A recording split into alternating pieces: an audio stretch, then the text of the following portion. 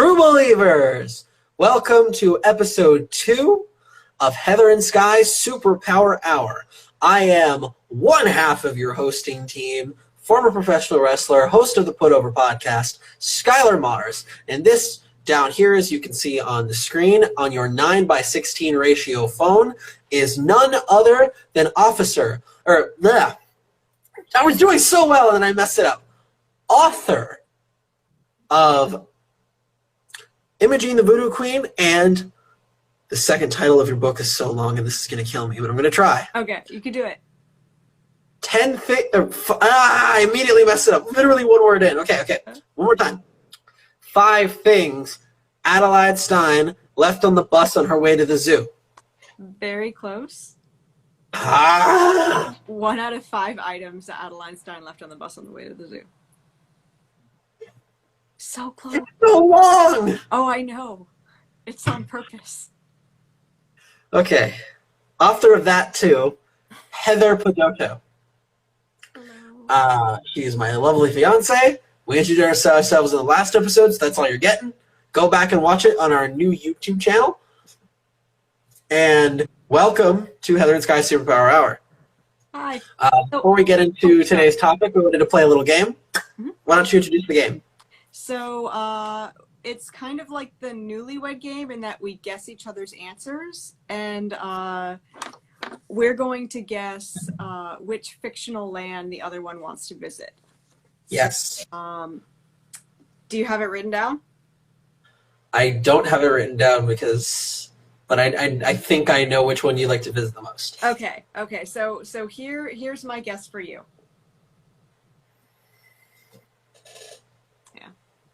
Wakanda forever. Wakanda forever. Am I right? So, Wakanda's awesome.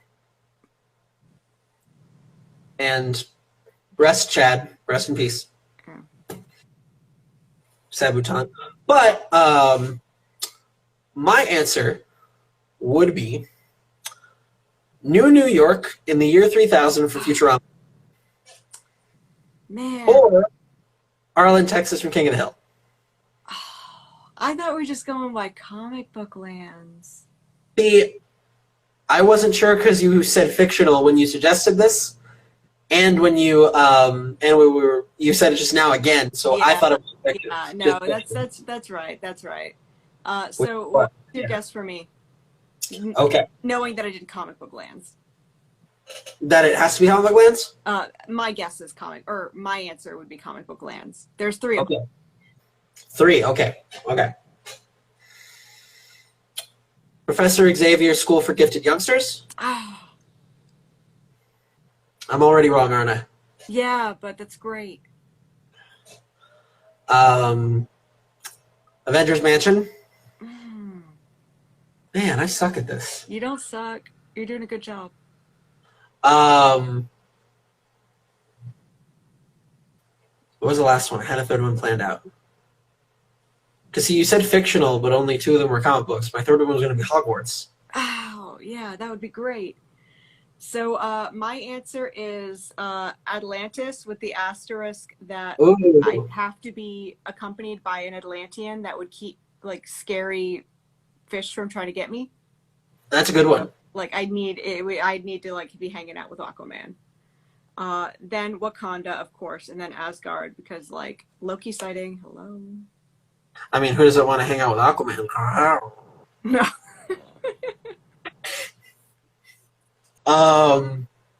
All right. So we've gotten our. Sorry. Before we get started, I'm so excited about this episode. Because the last episode we got really raven reviews about it, and I'll be excited to see what people are gonna say next. And oh no, you froze during the figure pun again.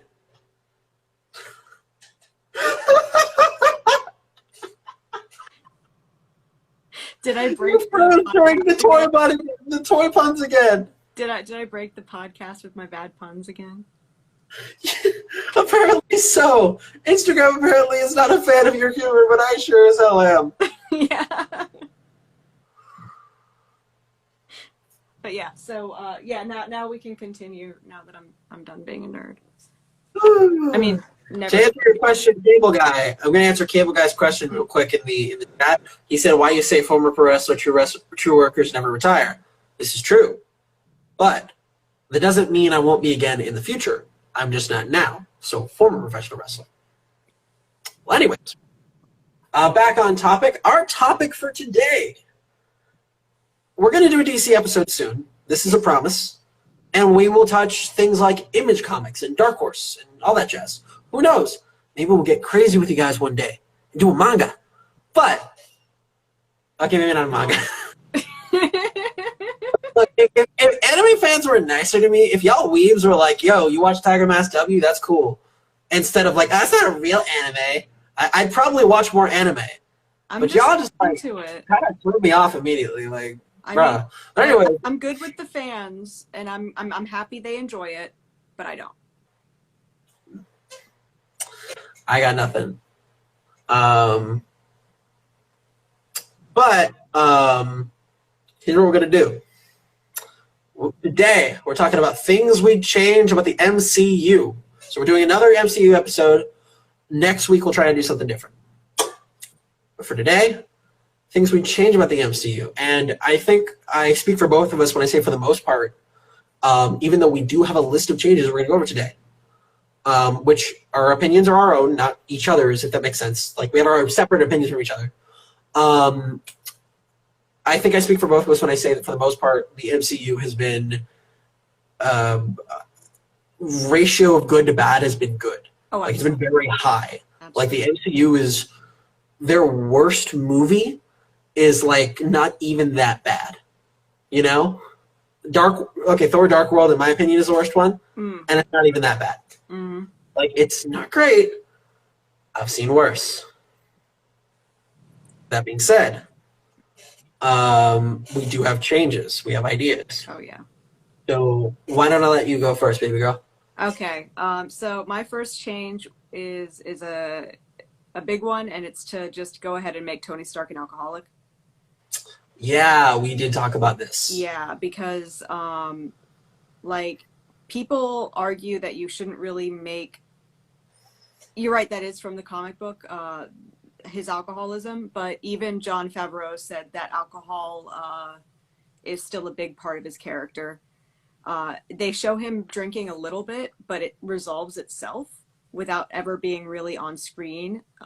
There's one moment in Iron Man 2 where someone calls him out on, messing around drunk, but it never really happens.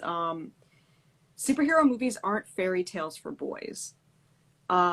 Fairy tales, their main message is that love breaks down boundaries between people, social, financial, class boundaries. And the message of superhero movies, other than it's, like, if you're good and strong, you will persevere. The message is also, sometimes violence does solve all your problems. So we need to be intentional about the messages that we give, and we don't need to shy away from hard subjects, because, dude, in superhero movies, everyone's parents are already dead.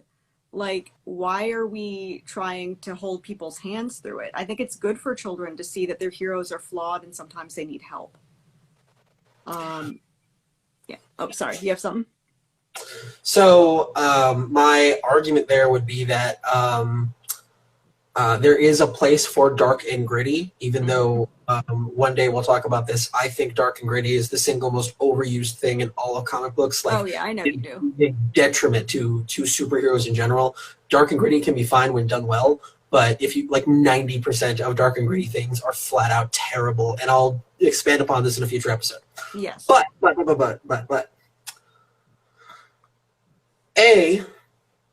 We have to understand that, the MCU is a Disney property and they do things a certain way. So there is that understanding. But also tonally, it would be off for everything the MCU is. It's not something that is, tonally it's off. Because, like, even though they do sometimes make mention of, say, dead parents, that's also kind of like a comic book trope that like people are just like, oh, dead parents, that's really easy to understand. But, you know, aside from that, you know, you have it's tonally, the MCU is very lighthearted. It almost reminds me of like early Jackie Chan films, you know, like it's very lighthearted. Early MCU was very lighthearted, and then Thanos showed up. So 10 years later, they already went dark. So yeah. I feel like this would have been better. The Demon in the Bottle storyline in comic books in '79, like that is great stuff. And I feel like the Iron Man 2 movie with the palladium arc reactor poisoning him, that's just a metaphor for liver failure, right? So why not make the metaphor overt? Like, it wouldn't have been a hard change, and it would have made it more interesting, because honestly, I feel like movies that take the freak of the week trope, the whole, if you don't know what that is, it's popularized by the show Smallville, where there's a new villain every week, and he was super bad, but then they fix it in the last second, and then he's never heard from again. I think that's... Or they die. Or they die. No, but they my understanding was Smallville was most of the time. No, they also get shuttled off to the mental institution for metahumans. Basically, Smallville's Superman drops bodies in that show. They did, but I just think that's like, if you have a character who has flaws, why not make that flaw the conflict of the story? Why not have the Avengers gather around him in a what's the word for it? Intervention, and say, dude, you cannot drive your Iron Man suit drunk. You can't do it. Like, we're done with that. And I just think that'd be a lot more interesting. So there's a really interesting episode of Rick and Morty that actually like so everything in the show Rick and Morty is very nihilistic. They take a negative look at everything, you know. So the subject matter of this one was, you know, comic book movie culture in the greater MCU. They create a fictional group of superheroes called the Vindicators. Morty, being the more positive one, is like, oh, geez, Rick, I love the Vindicators. Every time we get to go on an adventure with them, it's so lighthearted and good. And then Morty is like, and then Rick, you know, he's more like, they're just arrogant, self-proclaimed superheroes. Who cares? And, you know, so the story is that Rick gets drunk, but because he's a psycho super genius, he creates Saw-style, like, you know, puzzle, like, you know, escape room type thing where the superheroes can't solve the puzzles because the answers are all things Rick would say. So Morty's the one that keeps solving them, and yet they still keep getting picked off one by one. And all the answers are basically, you know, like an answer to one of the puzzles from that episode, for example, is nothing makes you special, like you're all the same thing, you know, like over marketable, arrogant jocks or something like that, you know. And what I'm trying to bring up there is like I think like just on the thought of Iron Man being the super genius who's a drunk, I think one interesting concept would be that, like, you know, while his decision making is off because of alcoholism, his genius is not, and scary things start to happen as a result. Absolutely. Like, that's so much more interesting than Whiplash. I mean, I'm sorry, just it is. But also, if you look at the evolution of comics at all, Week is where it all started. When you go back to the 30s, when we finally made the transition from serials to comic books, you had your Freak of the Week. The Joker, the most recognized comic book villain of all time, was a Freak of the Week. Yeah, well, I mean, I would say so, but then he evolves into not the Freak of the Week. He's just now, he's Freak now. Everything evolves, that's what I'm saying. The MCU started in that place, and they were trying to understand how to make these family-friendly movies with these characters who do have darker backgrounds. So they had to kind of tone things down, and that was just where it was at the time. But now we're going to start seeing these characters like really tackle some stuff. Like now, because this has become the norm, and now we're going to everything evolves, like everything does. Yeah. I'm just saying that's what I would change, because like I would take some of the elements of 10 years later MCU into old MCU. And really just be true to the character from the comic books. And I do have a second one. I have 3 in total. Today's the third for me, I guess. I would have loved to see Infinity War resolved by House of M storyline, Yeah, that would be cool. With Scarlet Witch having a mental breakdown and rewriting the Right. universe the way it should be. And I've said this since Infinity War came out, before we Yeah. knew about WandaVision. Before the movie even came out, we were talking about that. Yeah. So, like, I feel like now with WandaVision, that's kind of going to happen. And for people who don't know, House of M, Scarlet Witch is ultra crazy powerful. Something horrible happens, and she's just like, I can make the world better, and she does.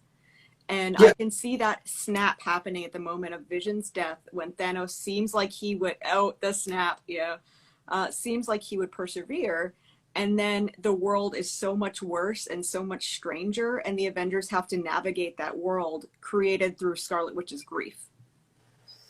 That would have been incredibly interesting. That is a complicated story, unfortunately. Like, I think that's why they didn't do it. I mean, that's and the Heather also, the majority of the X-Men can't be involved because they'd get to, preclude the rights to the Fox library. Oh, yeah. That's why it's a House of M style storyline versus literally House of M. There's also one other reason they might not touch that just yet. From my understanding, and there's definitely, I've seen conflicting, reviews and articles and whatnot on House of M. My understanding is that originally House of M did not sell very well, and it almost ended up being like a cult classic, kind of like one of my favorite movie series is The Evil Dead. Those weren't popular immediately, but over time they became more popular. Yeah. But so it's one of those things that, like, in retrospect is a lot cooler than it was immediately. Like, people didn't get it at first. So, maybe instead of looking at how fans looked at it now, they looked more at, like, budgetary things and, like, profits and whatnot that the original comic made as to whether or not they should tackle it now. Yeah. That's my thought. Because you have to understand that, like, they probably wrote the entire script to Infinity War like 3 years before it came out. You know what I mean? Yeah, I do. Yeah, so, the MCU is in a different place when it came out than probably when they were making the movie. Absolutely. So I do have one more change, and you know this one too. Yeah, I know exactly what you're going with. A deaf Hawkeye played by a deaf actor. Yes. Even though I love Jeremy Renner and I thought he did a great job, I feel like it would have made a world of difference if he had been deaf. I feel like to the deaf and not traditionally abled community, it would have been like Chadwick Boseman was for Black Panther and Children of Color. It would have just, like, comic books and comic book movies have a long and gross history of magic disabilities where would you like to give an example of what you mean, and just real quick, so you could explain the term magic disability? So Daredevil is blind, but it's magic blindness because all of his senses are super heightened, and I get it, toxic waste container, blah blah blah, but it's magic blindness. And there's also Dr. Donald Blake, Thor, was put into the body of a man who needed a cane to get around. And then zapped by lightning, he no longer needs a cane because in order to be useful to the plot and propelled forward, you need to be fixed if you have a disability. And it's like that through all kinds of comic books. Freddie Freeman, Captain Marvel Jr., when he gets Shazammed, he no longer needs his cane, and he is able-bodied and strong, and that is the only way he is useful. And that's just a really, really ugly thing. Oh, sorry. What were you going to say? So one of my thoughts on that is that everything in superheroes, and this is a flat, this is the truth, like a fact, some kind of power fantasy. Yeah. And I understand the logic of, wanting to tell people they're special for who they are, which maybe we can tackle this in another episode. Yeah. Comic books are terrible at. Yeah, they are. They are. But in order. But a lot of those kids probably just dream of. I mean, I'm not saying this is healthy. I'm saying this is the case. Probably just dream of someday wanting to just wake up and walk again, for example. Yeah.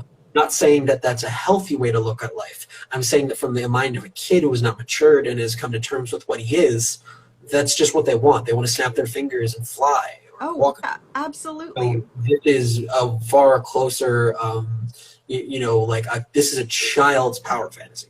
It to is. Snap their fingers, say a magic word, and suddenly I am a superhero. It is. And I know that a lot of people are just happy that the guy with the cane isn't the villain, which happens also in comic books, is the whole it makes it evil trope, which I am done with.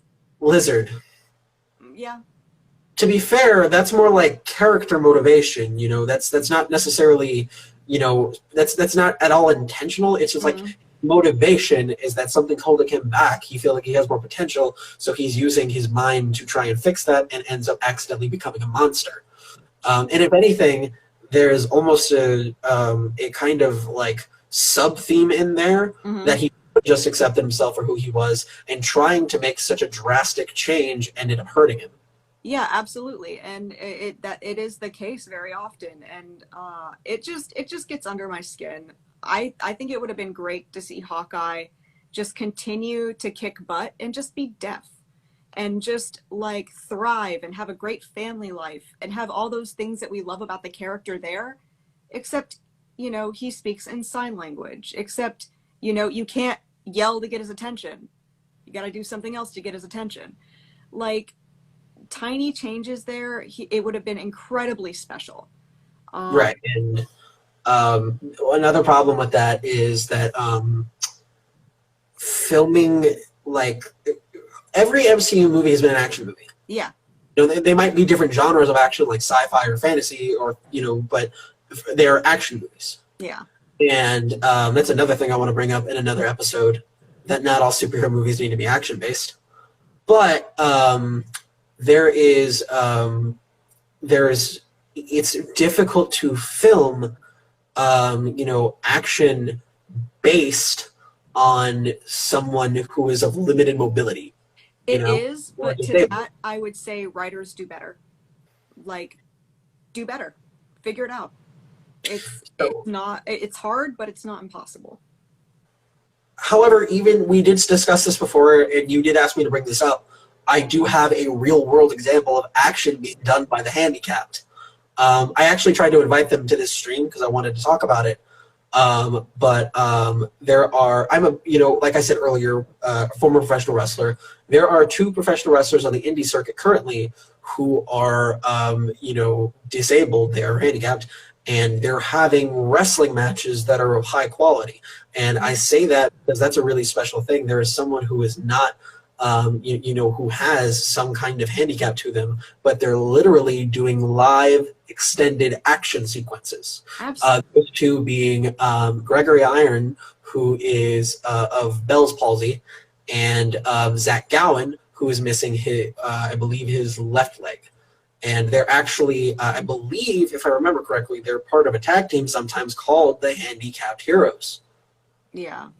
But literally, they're running around doing extended action sequences. One of them has no use of one of their arms. The other one is missing a leg. Yeah. It's very helpful to because not all there is disability representation in comic book movies, but not all representation is created equal. It's like saying, don't be mad about that representation in this movie. It had plenty of people of color, and then being like, but the people of color all played gang members. That is not good representation. It's bad representation, and I feel like disability in comic book movies is full of bad representation. If anything, I'd like to give points to the character of Oracle. Now, hear me out on this one. I realize that the Killing Joke storyline that led her to become Oracle is insanely dark and problematic. Yeah. I realize that. But if anything, there's almost a character arc to coming over that trauma and becoming, unfortunately, a very literal woman in the chair, as she is now confined to a wheelchair due to spinal damage. But being that person in the chair, she's leading Batman through all of these adventures and whatnot, and in a lot of ways, he couldn't do what he does without her. In those storylines, she is integral to his operation. And even so, he could have told her, retire, it's for your safety, just stay home, and funded her with money from the Wayne Foundation. He really offered. Yeah. even possibly. But, you know, in the end, he found a place for her where she could not just be useful, but be, you know, necessary. And I'd say that's one of the closest examples I can think to, like, really good handicap representation in comic books. Yes. And I also just want to point out that I understand that deafness is a culture and not a disability. Yes. That I'm tying this to the broader subject of not traditionally able-bodied people in comic books. Yes. But I also know that it's not a disability, and I just wanted to clarify that. Yeah. And now I guess we can, I can bring up a couple of my changes. I would love that. Okay, so mine are a lot less, how do I put this? Cerebral and picky? Yeah, I'd say that's about right. My changes are a little bit more just about the stories themselves and not what they represent, even though I'm a big person when it comes to themes and things like that. And, you know, I'm a very, I hate this term, but like a PC person. I love things like representation and whatnot. Quick, like, thing I want to say that has nothing to do with my MCU changes, or maybe this could be, it's more like a suggestion. When the X-Men eventually join, because it has to, it is going to happen, Wolverine needs to leave the X-Men and have his own series of movies separate from them. You know what, screw it, this is just my first one then. Wolverine needs to leave the X-Men. He literally puts them all in his incredibly massive shadow. He makes them almost useless, which is really weird because he literally has two powers that don't even make him that strong in combat against the likes of Apocalypse or Magneto. In fact, Magneto is literally his walking weakness. Yeah. But he's the most, by far, like leaps and miles, no one can touch him, popular X-Men. He puts them all in his shadow, and he needs to do his own thing separate from the X-Men. I agree. I agree. So, real quick, I want to say it ties back to another episode we're going to do later, which is the Superman conundrum, which is when you are that powerful, there is no point in watching you unless you do something interesting. Yes. So yeah, Wolverine needs to do his own thing. Yeah.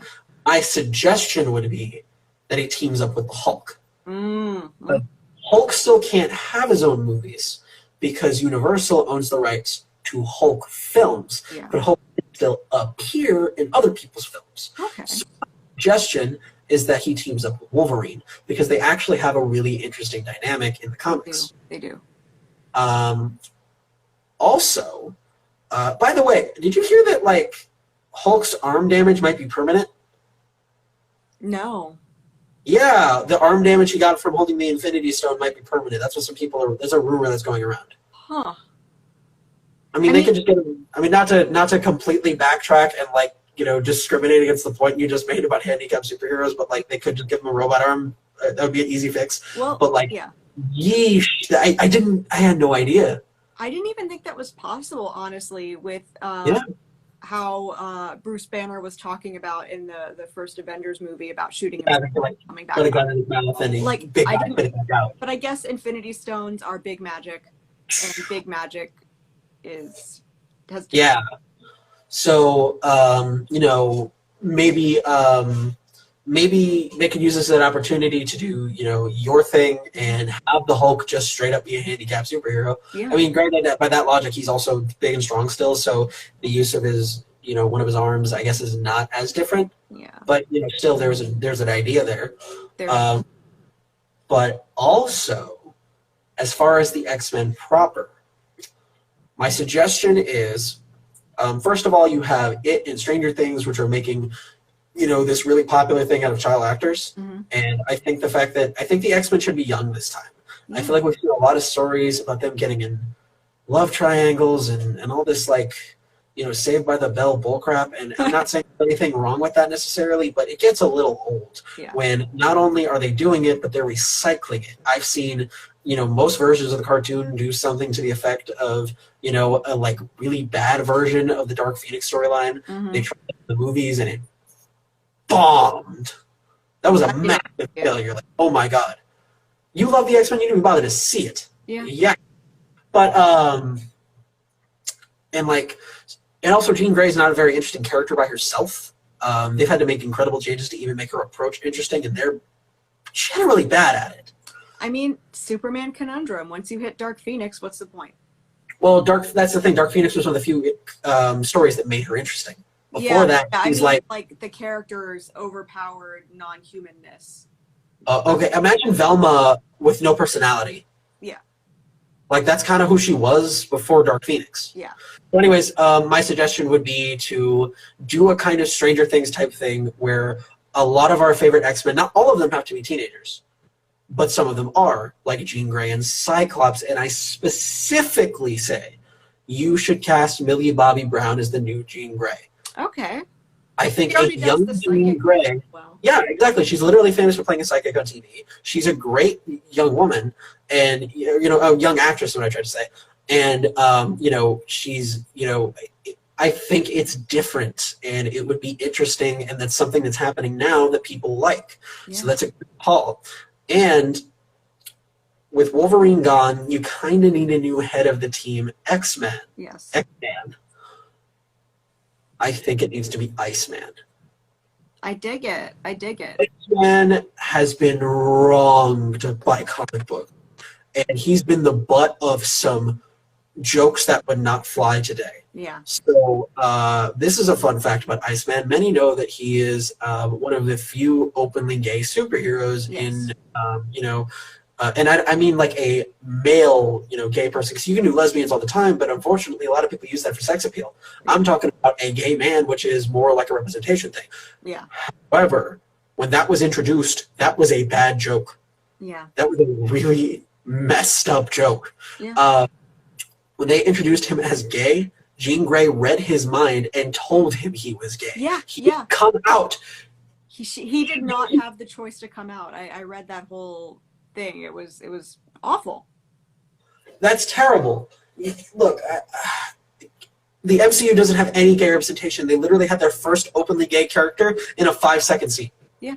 And, times are changing. You got to do it. Iceman is a character that exists who you could right the wrongs done to him by comic books. Like, it's a good idea. Yeah, you have your big lead for your big franchise be a gay man, people would lose their minds. Absolutely. Just two things real quick. One, they did have a teenage X-Men movie, but it was teenagers who were like 25-year-old actors. Was that the one that just came out? No, old. What was that called, real quick, before we go on? Something Mutants? New Mutants. No, New Mutants. No, that's not what I'm talking about. I'm talking about like the first X-Men movies where they're like, Rogue's a teenager, and she's not a teenager. Yeah, I remember that. I mean, like real teenagers. Like I'm talking 14, like Stranger Things. That's what I'm saying. I'm agreeing with you on that. Millie, it's perfect. But also, X-Men's already like in at least in this new time, it's already becoming a coming out narrative. Yes. Like they already did that in like the first few movies. Yeah. Now they could do it better. Iceman comes out properly in the movies. Exactly. Properly. Yeah. Hey, I'm a mutant. So like I totally agree with that change. I think that's a brilliant idea. Also, one more thing about the X-Men. I've heard this suggestion a lot, and okay, it's a touchy subject, but I think it's a good idea. I think, okay, the X-Men have always been a allegory for racial issues in America. Charles Xavier is specifically based on MLK, and Magneto is specifically based on Malcolm X. Yes. And first of all, has anyone else noticed that the original lineup of the X-Men were literally all white people, even though it was a civil rights metaphor? Yeah. That was Stan Lee directly, like from his brain, and he's a great Mr. Rogers-esque man. Mm-hmm. But like, what happened there? Did he have like a brain fart? Did he not? Like Jack Kirby, like they literally told him put more white people in the Black Panther comics, so he put in some Klansmen for Black Panther to beat up. That's awesome. Yeah. So I feel like Stan was having a bad day or something, because like that doesn't make sense to me. Yeah, I honestly don't know. Like you're talking about the like make the metaphors overt, like you made a civil rights story with all white people. Babe, the X-Men have more blue people than black people. None of them were blue yet. They were dudes in costumes. They were white dudes in costumes. They weren't like physically mutants yet. They just had powers. Yeah, no. I'm just saying, like, in general. Like, we've got Nightcrawler, we've got Beast, we've got Archangel. Now we do. We've got like, Mystique. I'm saying right now there's more blue people than people of color in the X-Men. Yeah, that needs to change fast. One of my suggestions would be to bring in people like Sunfire, who's an awesome Japanese character. I don't know much about his background, but I loved playing him in X-Men Legends 2 in my GameCube. He's literally a samurai and the Human Torch at the same time. That's pretty freaking awesome. That's pretty neat. Or bring in some of Wolverine's kids, one of which is from his World War II days when he was flying around in Japan. One cool thing could like have her be an adult because Wolverine is so old, and have her be played by Kara Fukuhara, who is the female in The Boys, or was Katana in Suicide Squad. Okay. She's a much better actress than she got to be in Suicide Squad, because they literally, like, she can do a really surprisingly wide range of emotions, and, like, she can make you think things with literally no dialogue. Yeah. And in Suicide Squad, they have her basically be a mute. She has, like, 3 lines. It's pretty impressive. But aside from that, I went on a sidetrack. My suggestion was this. The modern version of the civil rights movement is, what's happening right now. Yes. There's Black Lives Matter, this whole police thing, and whether or not you're on that side, there's an obvious argument that is the now when it comes to racial politics. That is the now. Doesn't matter what side you're on, that's what's happening. Yeah. And that is the metaphor that can be used. I actually have written a plot outline for what I think would be a good introduction to the X-Men and the MCU. And I'm going to give a short version of it, because I don't want to do a whole another hour. We're only supposed to have. I would love to do a long version of that on another episode. Yeah. So short version is basically that mutants have always been around. It's always been more of like because the word mutant never appears in the MCU. The reason for that is because it's a word that doesn't exist yet. It's not that, like, the word mutant obviously exists, but like nobody uses it, Yeah. Like Captain America and Thor and whatnot were showing up, but they weren't calling them mutants, they were calling them superheroes. So where's the word mutant going to come from? Basically, that's going to end up being an insulting term. Mm-hmm. They're going to say, get out of here, you mutants, is kind of the idea. Like, Wolverine is kind of in hiding. He's been in a lot of wars, and he lives with a very old Xavier who's yet to open up the School for Gifted Youngsters with a very young Jean Grey who's kind of like an adopted daughter to him. Mm-hmm. And then, the government is basically trying to pass laws that, like, limit super things in California. Oh, by the way, this is in California. This is not going to be in New York. I swear to God, if I see another superhero movie in New York, I'm going to blow my brains out. I hate New York. I hate watching movies about New York. There's 1,000,009 of them. No more. You're right. I'm done with New York. I would argue with that, but this is your time. I could watch the Statue of Liberty get blown up 1,000,000 times and still be done with it. Like, I already have. Yeah. No more New York. Yeah. We're done. Yeah. There is a big world out there. Not all movies need to be in New York. But anyways, this takes place in San Francisco because it's a new setting, and that's exciting. So basically, kind of like in Logan, Wolverine's a limo driver for money. One day he's, but I forgot to explain the California. The Superhero Registration Act from Civil War. Yeah. You can't just pass laws like that in real life. Like, they have to kind of go through the states and stuff like that, Like, I know you could executive order that in theory. I was going to say executive order. But for both storyline purposes and because this is kind of normally how this happens, it's getting passed around. It's come to California, and now they're talking about superhero registration. Xavier says they should register. Wolverine could work for the government and make money so they can make a living. And Wolverine doesn't want to fight anymore. He's seen too much bloodshed, too much gore. He's killed too many people. He's done. Yeah. He doesn't want to do it anymore. And then, he's on a bridge doing his limo driving job, which is a little reference to Logan. By the way, everyone wants to know who should be the new Wolverine, and I have an idea, and it's not Tom Hardy. I love Tom Hardy. I don't think it should be him. I think he could be a superhero. I think Wolverine, no. But I think it could be Jon Snow. I know very little about Game of Thrones. but I've seen scenes from him, and I know he's a great actor. Do his hair up. He's got the look. He's a good actor. And he just did the TV show circuit. A lot of actors started a TV show. Yeah. This could be a break. And you want Jon Snow. That was the biggest thing in the world for a while. Yeah. Everyone knows that name. Anyways, so a little reference to Logan. He's driving his limo job. He's on the San Francisco Bridge, the Golden Gate Bridge. There it is. If my mom sees this, she's going to be so mad because she's from San Francisco. She's going to be like, no, Marcus, no. Don't talk about a place you don't know about. You sound like an idiot. Anyways, so they're on the San Francisco Bridge, and things start breaking. There's like rumbling and cars flying, and Juggernaut is here. No introduction, no, we don't need any kind of origin story. It's just Juggernaut. It's easy to imagine. It's a big guy with muscles punching things. It's so easy, right? Yeah. Right, okay. So we have Juggernaut. He's smashing things. And we don't know what's happening. And Wolverine's like, oh, no, we got to get out of here. But they're on the bridge. There's a lot of traffic. He's stopped traffic. How do they get out? He's like, oh, no, should I fight this guy? Starts to look at his hand. Like, what do I do? And then suddenly you see the bridge start to collapse. Like, Juggernaut is destroying everything. And it does for a second. It collapses. The limo's falling into the water. So are other cars. And suddenly it just stops right above the water, starts to float back up, and you see Magneto. Mm-hmm. Magneto is putting the bridge back together with his powers. And then you see Mystique run in. Full blue. She's not doing her powers right now. Mm-hmm. She can do that later. I'm trying to make this quick, but this is an important part of the plot. Yeah.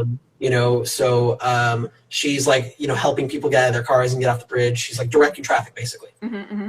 Make her useful for the scene. Sabretooth goes in for the direct fight. He's throwing hands with Juggernaut. He's doing a pretty good job. Gets knocked off. And then, Magneto whops him with one of the cables that hold the bridge up. Okay. He flies off into the water, because that'd be kind of awesome. That's a really cool visual. Yeah. And they proclaim themselves to be, people who have registered. They're new superheroes.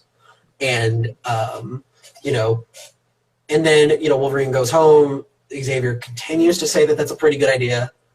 And then also, and they're watching on the news and stuff. And then also on the news, there's been murders of people who are on the list of people suspected to be superheroes, which is canon to the MCU.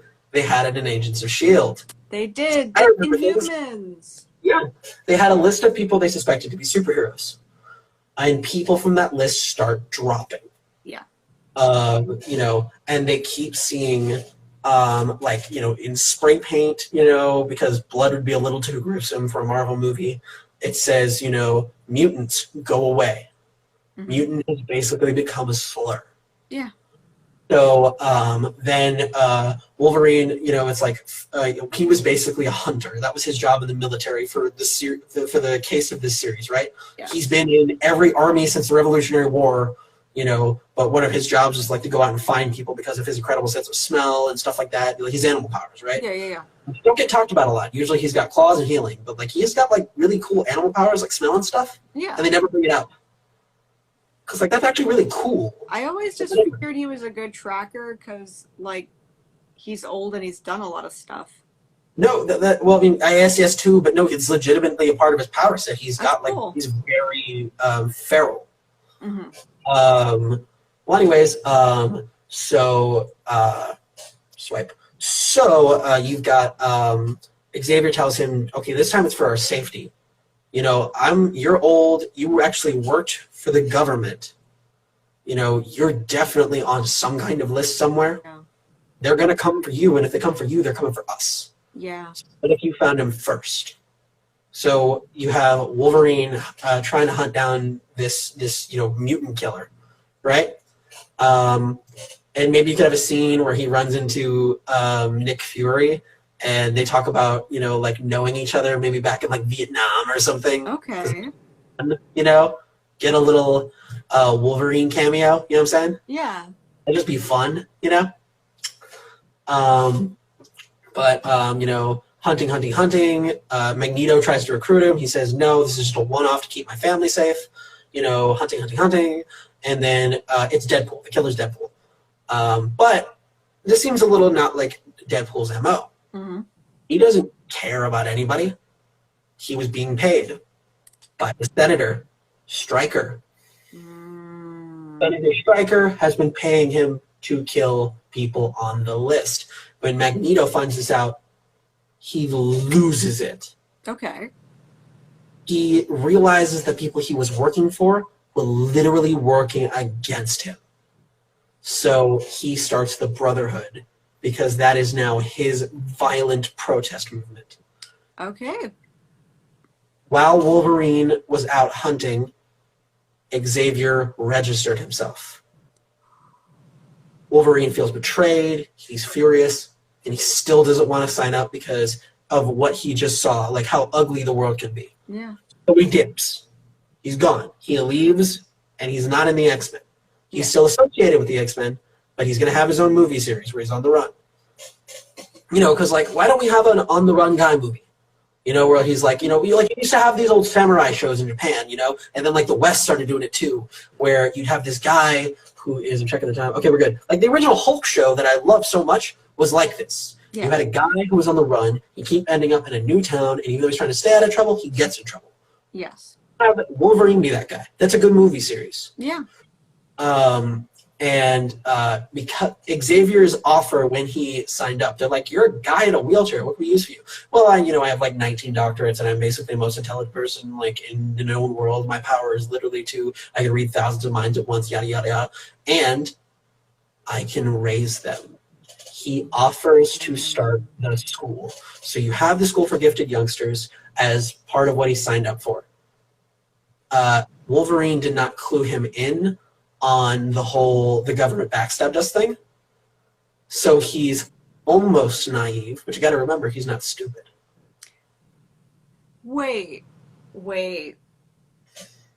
One plot hole, and it's big brain power dude doesn't know it's Deadpool. Well, also, my thought is it's some kind of like, technological MacGuffin in that one, Mm-hmm. Like, how there's the whole helmet thing? Yeah. With Magneto. My thought is maybe there's some kind of whole thing about how, like, Deadpool's teleporting power, because he actually has that, and they don't bring it up a lot. Yeah. He has, like, a teleporter device. Maybe it makes him kind of hard to track, even with a sidekick, because, he just disappears off the map. Also, he has a healing factor, and he probably has a lot of metal in his brain. Yeah.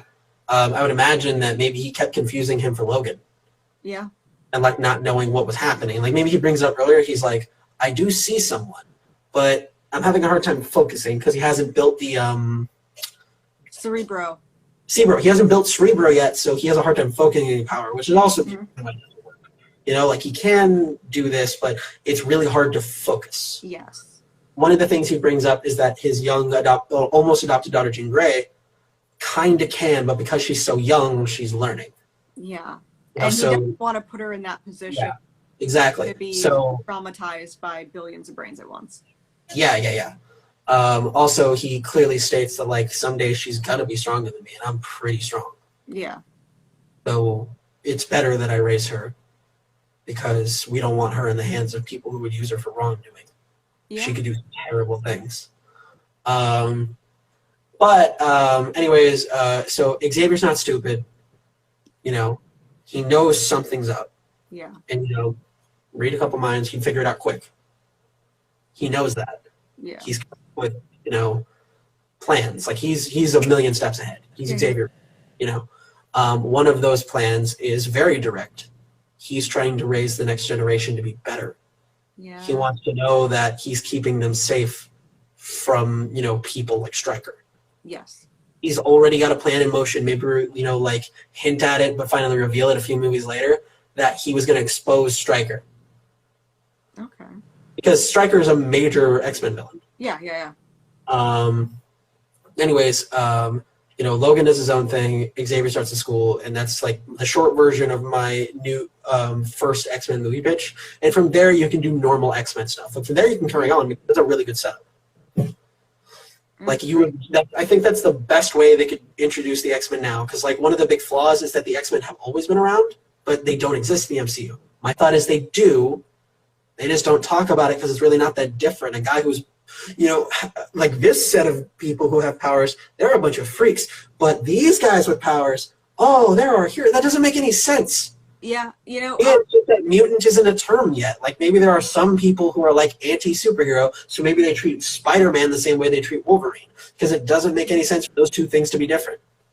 I agree. I would say that you don't necessarily, like, it doesn't necessarily have to be a state. Each state does a version of the Registration Act. Your X-Men movie could take place at the exact same time as Civil War. Yeah, but then it wouldn't make sense why they're in Infinity War. It can't. This has to be post-Infinity War. Yeah, I guess. Yeah, because why weren't they there? Yeah, but I guess after Infinity War and those years of rebuilding and, you know, getting back to normal, they probably let a few laws slide. I guess, but again, like, you know, why weren't they at the battle? If the school was just open, why wasn't, you know, Xavier there? Why wouldn't Magneto show up to, you know, that's the true. world, if that's what he cares about, you know? No, I agree. It has to happen after. Yeah. It wouldn't make sense. I agree. So that's the short version of my pitch for, you know, how you bring in the X-Men, and that's a big change I'd make. And like she was saying earlier, we can get more political now. This isn't like some obscure kind of movie franchise. This is the franchise. It's the biggest thing in the world right now. Yes. You know, once they're back, like, it's going to take right back over right where it left off, because people still care. You know, like, we started a whole podcast because there's a thing like this. You know, like, if you're listening to this, you give a crap. Yeah. And that was only my second thing. I'm only got 10 minutes on the clock, but that's okay. Man, I'm sorry. No, because I went into my whole story. Yeah. So, but that's okay, because my third change to the MCU is really easy to explain.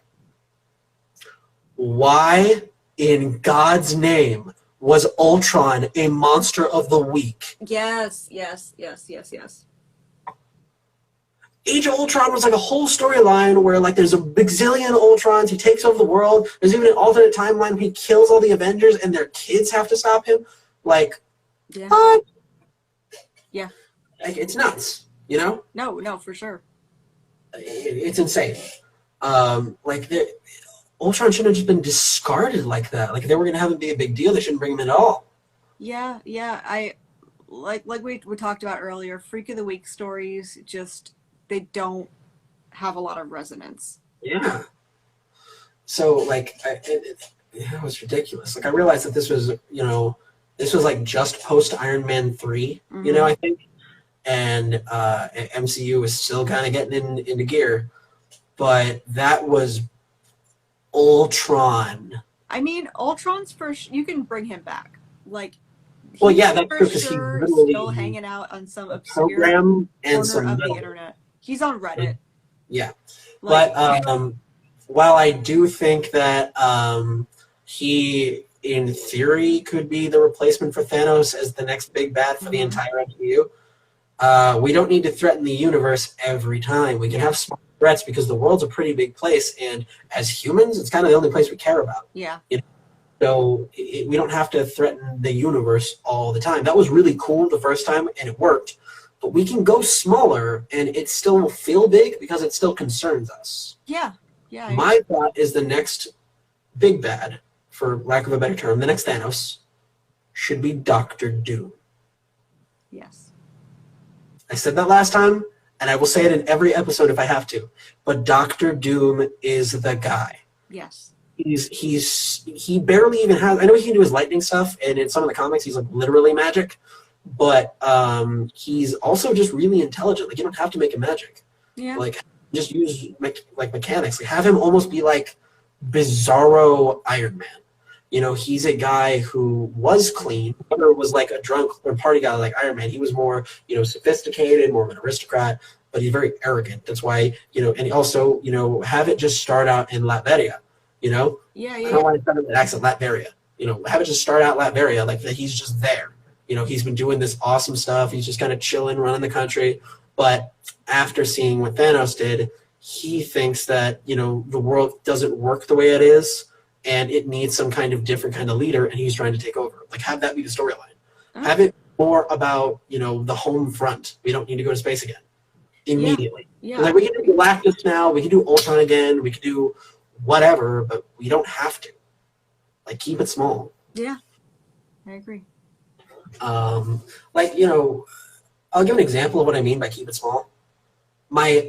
I love Spider-Man. The worst version of Spider-Man is when he gets Ghost Rider's powers. That's so stupid. Like, what was that? Did a 7-year-old write that comic? Like what happened? He gets Ghost Rider's powers, and like, cool. So his spider powers are basically useless.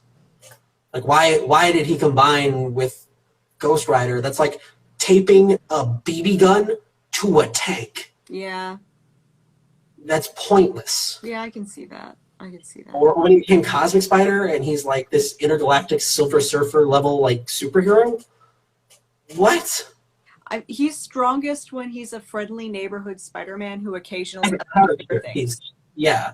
Like, I realize literally making him stronger is a thing comic books just do sometimes, which is stupid. Like, yeah. Like Iron Man both has a Asgardian armor and one with a Venom suit that makes him like you know, like strong enough to like have a fist fight with Thanos or something like that. Superman conundrum. If you make him too strong, why do you? Yeah. Spider-Man is the strongest as a character when he's relatable. You know, that's his whole thing. You know.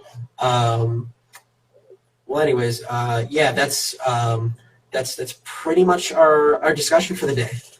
Things we change about the MCU, which mine was more suggestions. Yours were kind of things that might be a little bit problematic, or you know, and I think we made a lot of good points from very different viewpoints. Yeah. Which is the whole point of this show. Even though we did an introduction episode, I feel like this might be the introduction episode. It could be because it really tells the kind of people we are. Yeah. So thank you guys for joining us here at Heather and Sky Superpower Hour. You can check out our first episode on the YouTube channel, and if you're watching this live, this will be up there soon. If you're watching on YouTube, subscribe, smash that like button, bro. Subscribe for more. You got to say that once and make fun of those guys because like they make more money than us. But anyways, I just got the 30-second warning, so we'll see you guys another time. See you. Oh, and Wakanda forever. Wakanda forever. Thanks, Chad, for everything. And we're a little cut off in a second. But yeah, you get it.